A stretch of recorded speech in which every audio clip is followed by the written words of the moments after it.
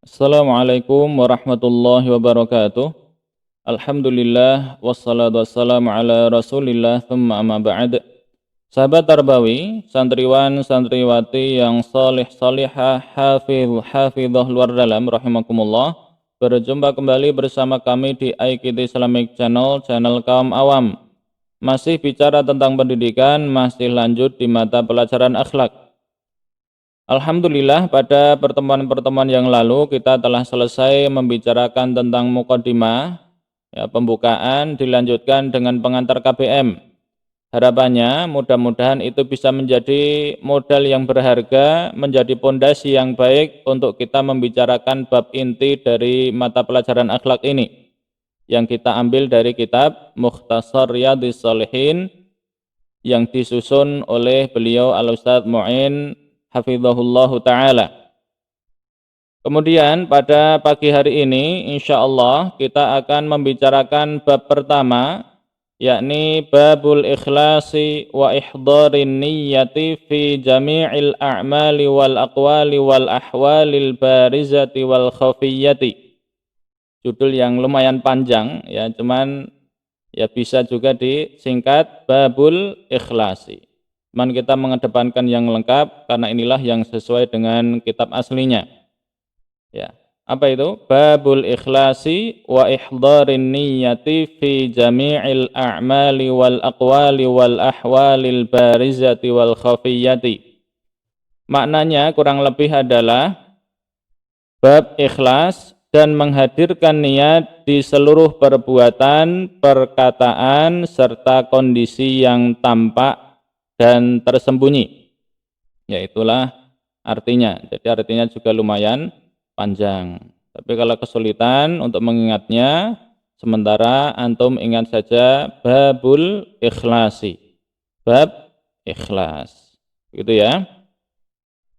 Selanjutnya, ya sebelum kita membahas tentang materi ini, karena memang ini adalah bab yang intinya ikhlas begitu, tentang ikhlas, maka kita sampaikan dulu pengertian ikhlas. Namun ya mohon maaf dan maklumnya sekali lagi begitu, ya sebelum lanjut ke pengertian perlu kita ketahui bersama bahwa dalam membahas pengertian sebuah kata, para ulama itu biasanya membaginya menjadi dua bagian begitu. Yang pertama adalah lughatan, kemudian yang kedua istilahan. Lughatan ini adalah secara bahasa, kemudian istilahan ini adalah secara istilah. Kalau dalam ilmu pengetahuan terkini biasanya yang secara bahasa itu disebut dengan etimologi, kemudian yang secara istilah biasa disebut dengan terminologi atau terminologi. Itu ya. Baiklah. Lantas apakah yang dimaksud dengan pengertian atau arti secara bahasa itu? Ya, jadi yang dimaksud adalah arti dari suatu kata menurut kamus bahasa atau ulama ahli ilmu bahasa, ya ilmu lughah, ya linguistik. Dan ini tentunya karena kita bicara tentang kata Arab, maka ini adalah terkait dengan kamus Arab, ya, atau menurut ulama ahli bahasa Arab lah begitu. Lah gunanya apa kita mengetahui ini atau belajar ini? Ya, gunanya adalah untuk mengetahui asal-usul dari sebuah kata atau istilah. Ya, itu penting. Ya. Kemudian yang kedua, yang secara istilah itu maksudnya adalah terkait pengertian atau definisi ataupun batasan dari istilah menurut kamus ataupun ulama yang ahli dalam ilmu yang sedang kita bahas ini. Ya, kalau dalam hal ini ya yang kita bicarakan itu adalah tentang akhlak. Ya, jadi ulama akhlak, ulama ahli akhlak atau pembersihan jiwa begitu. Kadang pengertian secara istilah ini juga disebut dengan al-ma'na syar'i atau at-ta'rifus syar'i. Ya, tentunya itu ketika memang berkaitan dengan istilah dalam syariat Islam. Dan di sini kami mohon kemaklumannya, ya sekali lagi begitu, kami sengaja memberikan atau menyebutkan beberapa istilah yang mungkin agak sulit untuk disebut ataupun agak sulit untuk dipahami, ya tapi kami memang sengaja melakukan itu ya agar minimal ya sementara kita sering mendengar begitu tentang istilah itu. Ya ini kami mohon maklumnya khususnya kepada para santri yang masih awal begitu. Jadi jika nanti ya kami sebutkan istilah-istilah tertentu kemudian kami jelaskan, jika memang belum paham ya tidak perlu dipusingkan atau dipikirkan terlalu dalam. Apalagi sampai khawatir, apalagi sampai takut begitu. Ya, kenapa begitu? Sebab memang istilah-istilah itu adalah standar untuk tingkat pembelajaran yang selanjutnya atau tingkat satuan pendidikan yang memang lebih tinggi. Ya minimal aslinya ya SMA. SMA pun dulu Ustadz kami belum paham begitu. Ya, alhamdulillah sekali kalau antum memang bisa paham ya sejak usia dini.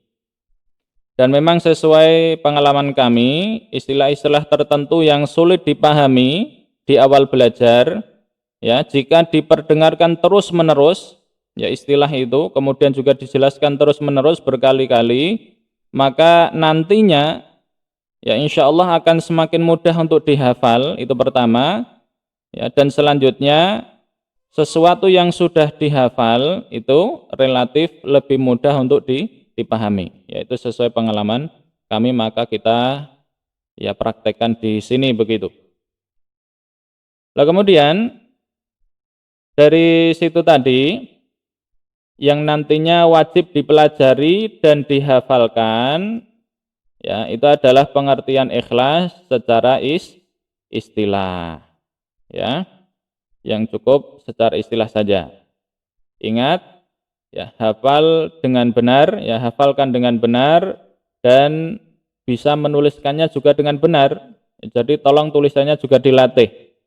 Sebab bisa jadi ada yang fasih melafalkan sesuatu istilah, tapi giliran disuruh menulis ternyata tidak bisa. Ya apalagi disuruh menjelaskan begitu, apalagi dengan bahasa asing.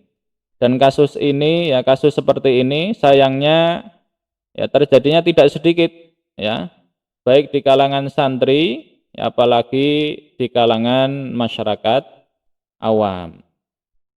Dan tentunya tidak hanya sampai pada tahap hafal saja, harapan kita semua kita memang pertama bisa paham dengan baik ya agar pondasi untuk menerima materi selanjutnya bisa lebih mapan, dan yang terpenting atau lebih penting ya apa yang telah kita pahami itu, yang kita pahami dengan baik itu dan secara benar itu, ya tadi hendaknya juga diamalkan.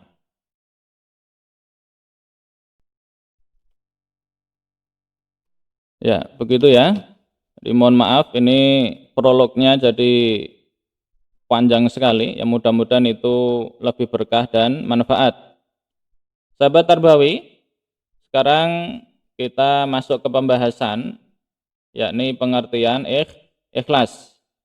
Kita sampaikan dulu yang secara bahasa. Ya. Al-ikhlasu lughatan masdaru akhlasa yukhlisu wa huwa ma'khudhum min maddati kha lam sad ad-dallati ala tanqiyati syai'i wa tahdhibihi. Ikhlas jika dilihat dari segi bahasa atau etimologi adalah bentuk masdar dari kata kerja akhlasa yukhlisu ikhlason. Ya, ikhlason. Nah, itu diambil dari situ ya. Akhlasa yukhlisu ikhlason. ia diambil dari materi atau bab kha lam shad, ini istilah kamus ya. Insyaallah besok bisa kita pelajari, yang menunjuk kepada makna pemurnian sesuatu dan pembersihannya. Ya, itu kurang lebih. Kemudian yang kami ingatkan lagi, ya ini sekedar untuk antum dengarkan dulu saja, karena memang materi seperti ini insya Allah akan antum dapati di kelas 8. Jadi mulai kelas 8, yaitu terkait dengan ilmu sorof. Jadi nggak perlu antum pusingkan kalau memang belum paham. Tapi sekali lagi kalau antum bisa hafal itu luar biasa. Ya Ustadz bersyukur sekali, dan antum insya Allah semuanya cerdas. Ya, yang masuk ke pondok kita ini, ya pondok Ibnu Abbas tercinta ini, ya secara materi kognitif itu insya Allah semuanya cerdas karena tesnya sangat ketat. Ya, walhamdulillahirabbil alamin. Kemudian ikhlas, ya secara istilah itu kita ambil dari pengertian yang paling pendek, karena memang aslinya para ulama itu punya pengertian yang banyak, ada yang panjang begitu, ya. Tetapi pada dasarnya mempunyai makna dan maksud yang sejalan. Makanya di sini kami hanya tampilkan yang paling pendek saja. Ya, apa itu ikhlas? Ya, al-ikhlasu istilahan huwa al-khalasu ar-ru'yatil ashkhasi. Al-khalasu ar-ru'yatil ashkhasi. Ikhlas menurut istilah, ya, secara istilah atau terminologi adalah terlepas dari belenggu, ya, terlepas dari belenggu pandangan atau anggapan orang lain. Ya, terlepas dari belenggu atau ikatan, ya, pandangan, anggapan, mungkin juga penilaian dari orang lain. Ini maksudnya adalah ketika kita beramal itu jangan sampai kita didikte, ya, jangan sampai kita didikte atau disetir oleh pendapat orang itu kayak apa begitu. Ya. Sehingga baik amalan kita itu dilihat ataupun tidak oleh orang lain, kemudian kita melakukannya pas ada orang ataupun tidak, nantinya akan dipuji ataukah tidak, ya kita nggak peduli, ya kita tetap beramal, dan semuanya kita tujukan hanya untuk ya ridha Allah Subhanahu wa taala. Jadi yang kita utamakan adalah penilaian Allah, pandangan Allah kepada kita, bukan penilaian dari manusia. Ya, disinilah letak unsur tauhid yang ada dalam pengertian tersebut. Ya, meskipun tidak disebut secara ya langsung begitu. Tapi kita juga wajib berhati-hati ya dengan was-was dari setan, karena memang dia mencari celah sekecil apapun ya untuk menyesatkan kita begitu. Ya, setan itu tidak mungkin terima kalau kita beramal baik secara ikhlas. Ya, ia akan menggunakan cara apapun untuk ya agar kita tidak beramal baik. Makanya itu ya ada ulama yang mengatakan bahwa pada waktu ada orang yang ingin beramal, ya, umpamanya kita melihat sampah umpamanya, kemudian kita punya keinginan untuk mengambilnya, ya, kemudian meletakkannya di tong sampah, maka setan bisa jadi akan membisiki kita begini, Mas, Mbak, nggak usah itu sampahnya diambil, nggak usah sampahnya itu ditaruh di tong sampah, orang kamu saja melakukan itu pasti nanti riya kok, pasti kamu minta atau ingin dilihat orang lain kok, pengen dipuji orang kok, sudah nggak usah dilakukan saja. Yang seperti itu, ya, aslinya hanyalah sebatas was-was dari setan. Ya, jadi kita harusnya gimana? Tetap melakukannya. Karena memang kewajiban kita itu adalah usaha beramal soleh, kemudian masalah ikhlas, yaitu adalah Allah saja yang tahu, ya, setan nggak tahu, malaikat saja tidak tahu begitu, ya, sehingga kita hanya beramal ikhlas, ya beramal soleh maksud kami. Kemudian memohon kepada Allah, berdoa kepada Allah untuk diberi hidayah berupa keikhlasan tadi. Ya, jadi intinya adalah jangan sampai berputus asa ya dalam beramal soleh. Ya, begitu ya. Nah, kemudian agar lebih lengkap begitu, ini kami sampaikan juga ya sebagai pembanding makna ikhlas yang kami ambil dari Kamus Besar Bahasa Indonesia. Ya. Jadi ikhlas menurut Kamus Bahasa Indonesia, ingat Kamus Bahasa Indonesia itu berarti ya dengan hati yang bersih atau jujur ya, tulus hati. Kemudian kalau kita mengatakan mengikhlaskan begitu, maka maknanya adalah memberikan atau menyerahkan dengan tulus hati ya, atau merelakan. Jadi di sini sekali lagi adalah dari Kamus Bahasa Indonesia. Ya.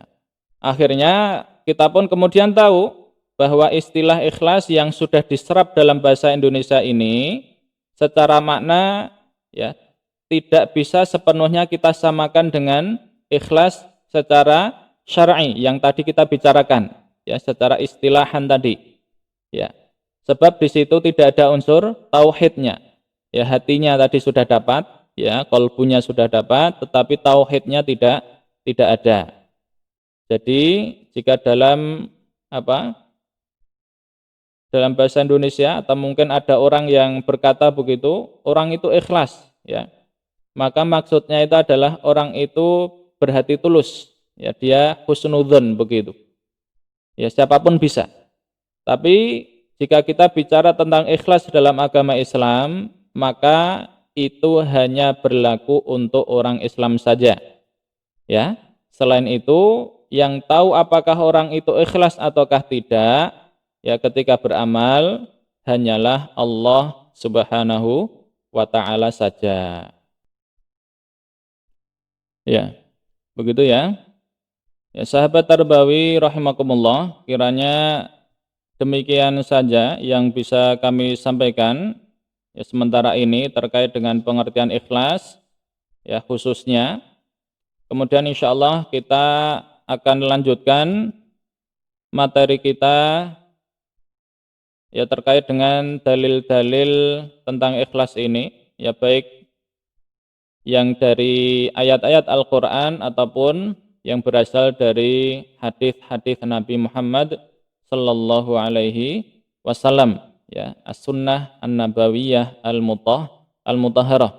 Mudah-mudahan ya harapan kami dari yang sedikit ini ada titik-titik pencerahan yang bisa kita dapatkan sehingga kita bisa memaknai dan mengamalkan akhlak ikhlas ini dalam kehidupan kita sehari-hari ya, hingga Allah Ta'ala memanggil kita kembali ya dengan panggilan yang sangat mesra, panggilan yang sangat kita harapkan ya. Apa itu?